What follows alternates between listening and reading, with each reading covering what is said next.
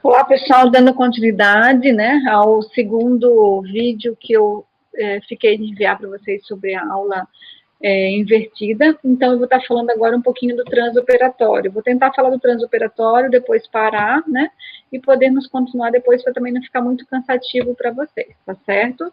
Vamos ver se dá certo assim. Bom, então falando um pouquinho do transoperatório, né, a gente já falou do pré-operatório, eu já pontuei para vocês a questão do papel do enfermeiro, quais as avaliações que devem ser feitas no pré-operatório, a questão da lista única, enfim.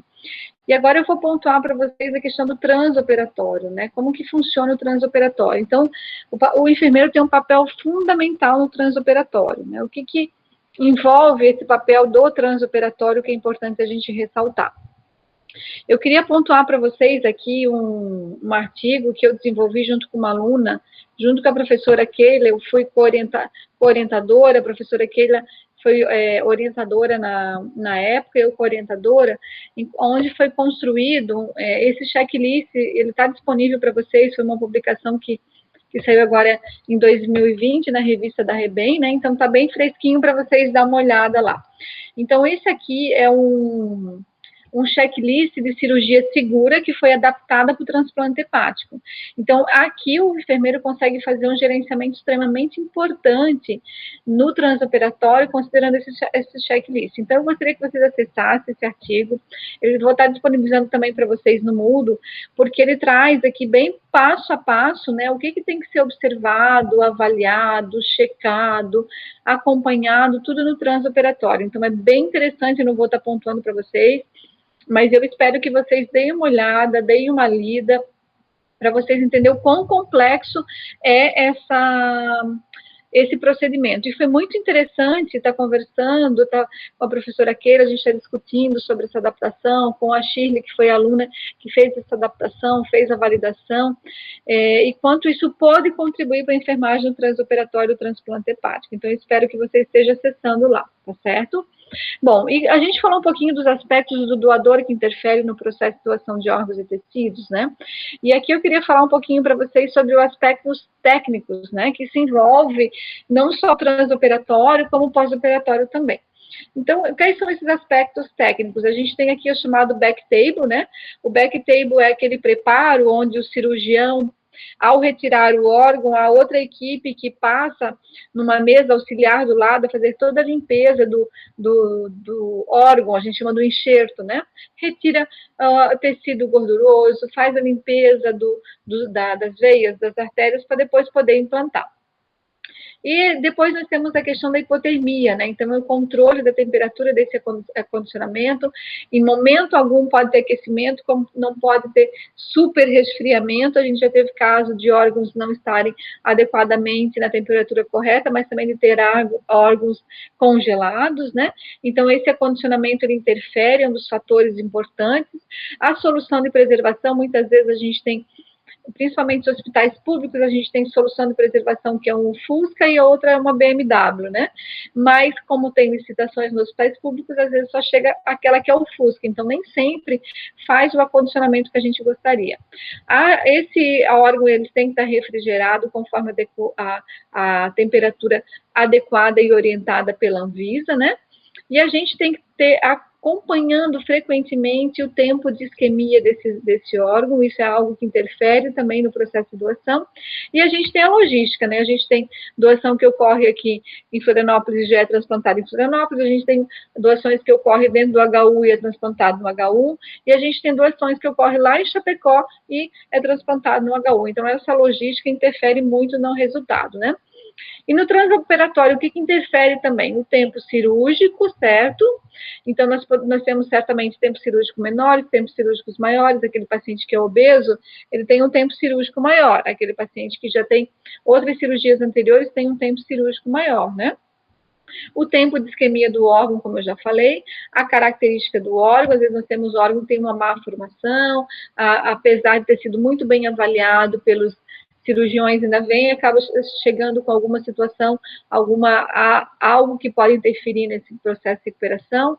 Essa perfusão do órgão, se ela ser um órgão que foi bem perfundido, ele já teve algum problema de perfusão lá no primeiro momento quando foi retirado, né?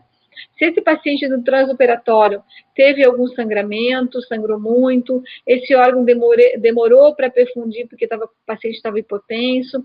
E esses exames do transoperatório, exames que são feitos a cada 1 hora, se esses exames eles tiveram alguma alteração importante, né?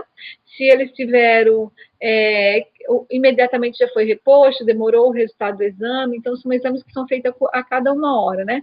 Desde bioquímica, como gasometria, para que o anestesista possa estar cada vez mais deixando essa estabilidade hemodinâmica do paciente o mais adequado possível. Como eu já falei anteriormente, as condições do doador também interferem nesse transoperatório e no pós-operatório, né?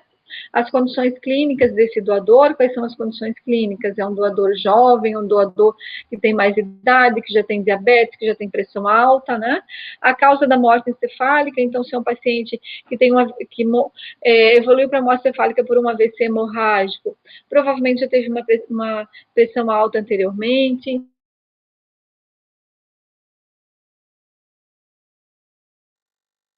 Tem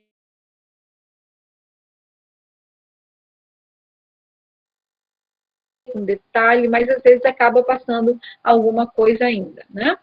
E os aspectos, é claro, do receptor podem interferir também no transoperatório e no pós-operatório. As condições clínicas do doador, né?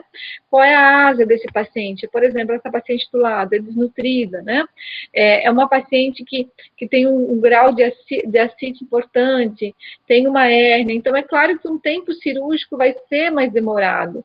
Tem uma asa que pode, um valor de asa que pode trazer alguma complicação. As internações interiores ao transplante. Então, muitas vezes, essa é uma paciente que já pode ter internado várias vezes por desnutrição, para drenar essa ascite, por hemorragias digestivas altas, e o valor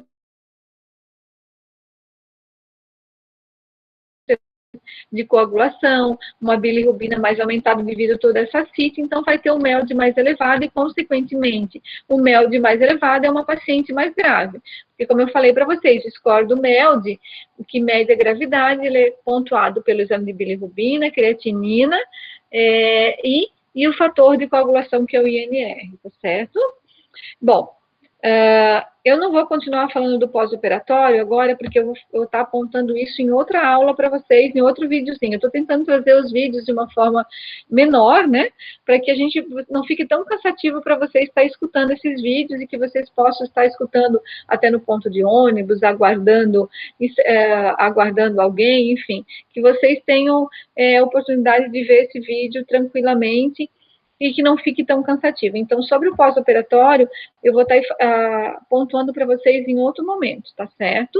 Então, o transoperatório, que eu queria pontuar para vocês, é a importância, né, do enfermeiro, reforçando essa questão desse checklist. Então, eu vou pedir para que vocês estejam manipulando esse checklist, que vocês estejam olhando o papel do enfermeiro de estar gerenciando isso, trazendo aqui a segurança do paciente, né, trazendo aqui a importância de gerenciar cada etapa desse processo dentro do transoperatório, dentro do ambiente da sala cirúrgica, no transplante de órgãos. Isso não só para a questão do transplante de hepático, como qualquer outro transplante. Esse aqui eu estou pontuando que foi adaptado para o transplante hepático, mas a gente tem vários outros transplantes, como eu já pontuei para vocês anteriormente, tá certo?